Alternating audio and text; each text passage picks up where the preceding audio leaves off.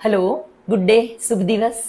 आज हम बहुत ही कम चर्चित और बहुत लोगों को पता नहीं इस विषय के बारे में चर्चा करेंगे।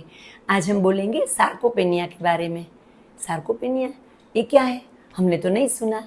तो मायूस होने की ज़रूरत नहीं है, क्योंकि 50% से ज़्यादा डॉक्टर तक को इसके बारे में पता नहीं है। हमने मेनोपॉज हो तो हड्डियाँ गल जाती है, ऑस्टियोपोरोसिस होता है, बहुत सुना है। हमने देखा भी है कि जैसे जैसे उम्र बढ़ती है हमारी बैक ऐसे बेंड हो जाती है, हाइट कम हो जाती है, पता चल जाता है कि हड्डियाँ कम हो गई। सेम इसी तरह से मांसपेशियाँ जो कम होती है उसे सार्कोपेनिया बोलते हैं। तो सार्कोपेनिया एक ग्रीक वर्ड से लिया है, उसका मतलब है मांसपेशियों का क्षय होना। उसमें मांसपेशियों की संख्या कम होती है और उसका पावर भी कम होता है। तो ये क्या है? तो जैसे एजिंग होता है, जैसे हमारी उम्र बढ़ती जाती है, हम देखते हैं कि हमारे बाल सफ़ेद हो जाते हैं, हमारे दांत गिर जाते हैं। तो उसी तरह से मांसपेशियों में प्रोटीन की कमी की वजह से उसका नंबर्स और उसकी साइज़ वो जो कम होता है उसे सार्कोपेनिया बोलते हैं। हमें क्यों इसके बारे में इतना चर्चा करना है या सोचना है?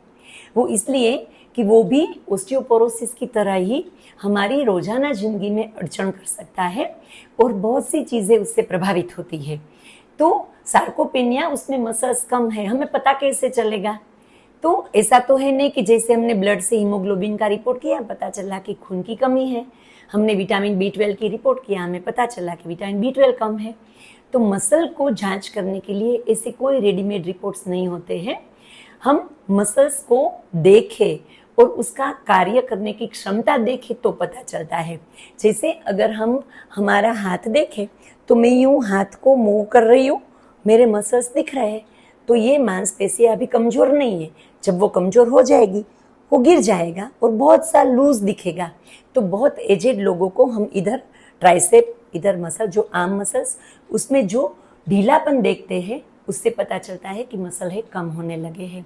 पावर कम होता है, कैसे पता चलेगा?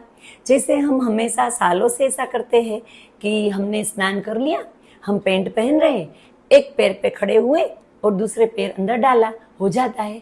अब ये लगता है कि गिर जाएंगे, हमें कुछ पकड़ना पड़ेगा। तो उसका मतलब है हम एक पैर पे पहले की तरह खड़े नहीं रह सकते हैं। मतलब हमारे पैर की जो मांसपेशी है उसका पावर कम होने लगा है। मैं रोज दूध का पतीला उठाती हूँ, उठा के फ्रीज में रखती हूँ, आसानी से ये करती हूँ।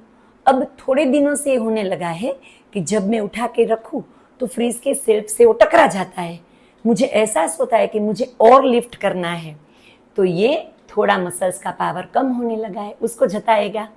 तो हमें अलर्ट रह के देखना है। ज़्यादातर हमने बताया कि एजिंग से होता है।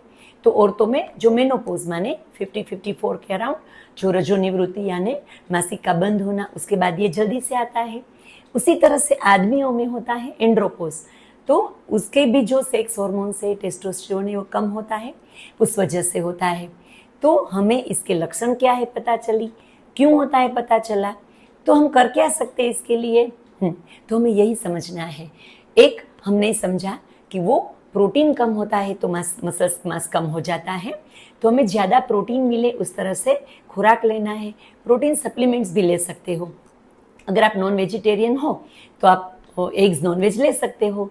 डेयरी प्रोडक्ट्स में थोड़ा प्रोटीन ज़्यादा मिलेगा। और सभी दालें, मूंग, चने और सभी प्रकार की दालें, तो वो हमें ज़्यादा लेना है। तो प्रोटीन के लेने से ठीक रहेगा। तो आहार में प्रोटीन की मात्रा बढ़ाना है और एक्सरसाइज करना है। इसके लिए बहुत सारी एक्सरसाइज है, पर सबसे आसान और सबसे मिनिमम जो हमें करनी चाहिए, कम से कम जो करनी चाहिए, वो 4 तरह की एक्सरसाइज हम बताएंगे। सबसे पहली बहुत ही कॉमन है उठक बैठक। जब हमें स्कूल में पनिशमेंट मिलती थी तो हमें जो टीचर्स बताते थे कि नीचे बैठो फिर खड़े हो जाओ, वो सिंपल सा, वो नाभि से नीचे माने लोअर सभी मसल से उसको वो ताकत देगा। तो उठक बैठक करना है। शुरू में 5-5 के सेट करना है और फिर बढ़ते जाना है। आप एट ए टाइम 30 तक आसान से कर सकोगे। फिर दूसरी है जो हम बोलते हैं पुशअप्स, वो दंड पिलना ऐसे बोलते हैं, जो अखाड़े में कुश्तियों में सब करते हैं।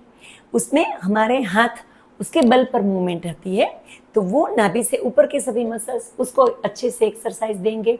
उसके अलावा हमें डंबल्स से एक्सरसाइज करनी है। डंबल्स अगर नहीं खरीदे तो सिंपल पानी की बोतल है, प्लास्टिक की बोतल है, उसमें रेत भर लो, पानी भर लो, उसे उठा के भी आप कर सकते हो। तो उसमें आप जिस तरह से जो भी मसल्स आपको एक्सरसाइज करना चाहो उस मूवमेंट से कर सकते हो। वो आप बैक से ऊपर उठाओगे तो ये ट्राइसेप्स नीचे वाले मसल्स होंगे, साइड से उठाओगे तो ये साइड के सभी मसल्स को एक्सरसाइज मिलेगी। तो डंबल्स का या इस तरह से वेट लिफ्टिंग का फायदा ये होगा कि आप सभी मसल्स जो routinely day to day activity में यूज नहीं होते उसको एक्सरसाइज दे सकते हो। इसके बाद एक बहुत कॉमन और बहुत अहम एक्सरसाइज है, उसमें काफ, जो हमारे पैर के काफ के मसल्स है उसको हमें एक्सरसाइज देनी है। उसमें बैलेंस रख के दोनों पैरों पे खड़ा होने के बाद हमारी उंगलियों के ऊपर पैर खड़े करने हैं और नीचे रखने हैं, पैर खड़े करने हैं, नीचे रखने हैं। तो जैसे पुराने टाइम में दर्जी लोग जो कपड़े की सिलाई करते थे तो जो पैर की मूवमेंट होती थी वो टाइप की मूवमेंट होगी। इससे दो फायदे हैं, एक काफ मसल सबसे अहम है क्योंकि पूरे बदन का चलते टाइम जो और रूटीन जो भी एक्टिविटी करते हैं वो टाइम पे वजन उठाने का काम जो काफ मसल से वही करते हैं, तो वो उसको स्ट्रॉन्ग मिलेगा, उसको ताकत मिलेगी। दूसरा कि काफ मसल्स जो है उससे पेरिफेरल हार्ट, माने एक हमारा सेंटर में जो हार्ट है, दूसरा एक अलग से हार्ट, ऐसा उसको नाम दिया है। उससे जो ब्लड का रिटर्न है हार्ट तक जाने का वो इम्प्रूव होता है, तो वो हार्ट के लिए भी बहुत अच्छा है। तो ये 4 तरह की एक्सरसाइज करना है। तो प्रोटीन उसकी मात्रा बढ़ाना है, एक्सरसाइज अच्छे से करना है। जितने लोगों को पता नहीं है कि सार्कोपेनिया क्या है वो सबसे ये शेयर करना है तो उनको पता चले, क्योंकि उससे अगर हम ये मसल्स पावर लूज करते जाए तो गिरने का और लाइफस्टाइल जो है उसमें थोड़ा बहुत उसमें प्रभाव पड़ सकता है। तो हमें हमारी routine day to day activity अच्छे से करनी है, मसल मास बनाए रखना है, तो इसके बारे में जागरूकता फैलानी होगी। एजिंग के अलावा बहुत लंबे समय तक अगर बेड रिडन रह जाए, ऐसी तकलीफें होती है, कोई बीमारी